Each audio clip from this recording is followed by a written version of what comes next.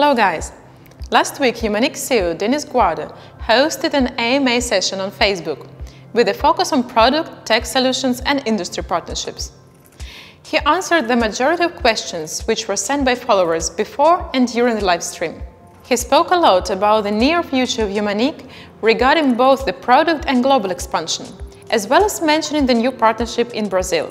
And of course, Alex Fork, our founder and my partner, has been doing a fantastic project management in terms of the product and all the relationships that we're doing with partners and technology players around the world. So I want to start with that because that's particularly the most important thing we need to highlight.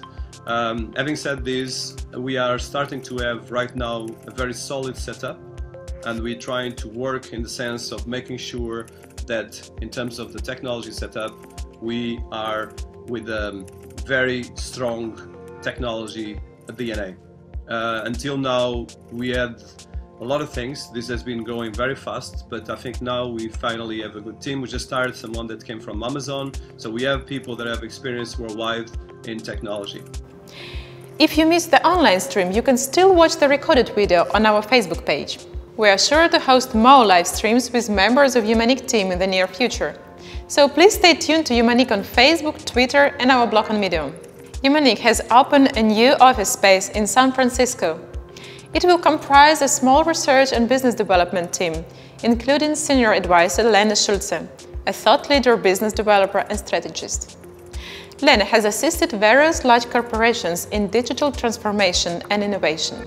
Last week, Humaniq launched a new series of games in several emerging African countries, including Cameroon, Niger State, Nigeria, Lesotho, Tanzania and South Africa.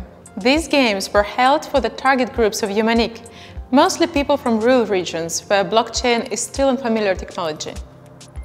During the week from the 2nd to the 10th of June, 7 games were arranged with the help of Humaniq ambassadors, hosting games in their own hometowns. These were mostly open-air events. Participants had easy access to the game to attract as many people as possible, from high school students, passers-by, to citizens who simply came for shopping in town. For each game, 10 participants were chosen. Each person had to bring as many other people into their group as they could within 1 hour. The idea was to imitate one of the basic features of Humaniq app, where the one can earn money every time they invite a new user. The winner was the person who managed to bring the most people. Small monetary rewards were provided for first, second and third place. So basically, the reason for arranging such games was to introduce Humaniq to the people it's being created for, and also to get them acquainted with the blockchain.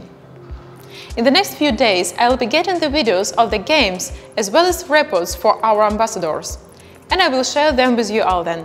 This week, we have released several new episodes of the Humaniq Faces project.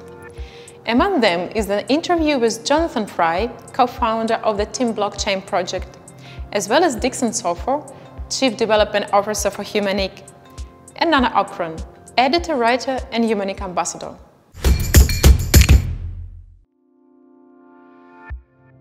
I see it sort of as a follow-on to what was already being said. I mean, when we're talking about, some of the major things like the youth population, I think that's such an exciting, focus to have. If we're talking about the continent as a whole and the amount of people under 25 or wherever you want to pitch youth, whatever youth means to you, these are kind of like the peer-to-peer movers and shakers and the innovators and the influencers.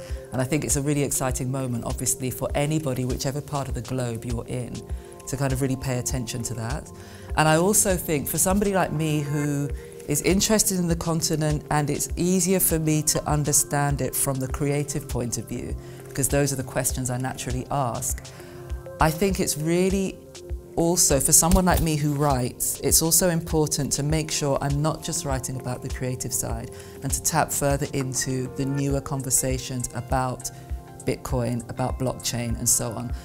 These are things that I don't feel yet quite knowledgeable about, but there are plenty of people like me who want to be knowledgeable. So I'm really interested as a writer to be able to sort of take some of that information and disseminate it to a wider audience, maybe in layman's terms, because everything crosses over, everything interacts, and there are going to be new forms of funding for people who are in the arts in African areas where they don't have what we take for granted over here, you know, funding streams, whether it's the Arts Council or the British Council, whoever it is. Before I finish, here is a small reminder for those of you guys who still haven't moved your tokens from your HMQ accounts. Remember, on the 22nd of June, we are closing Humaniq dashboard. The date is approaching fast, so please take a minute and transfer your funds to my Ether wallet. That's all for today. Thank you for taking time, and see you soon.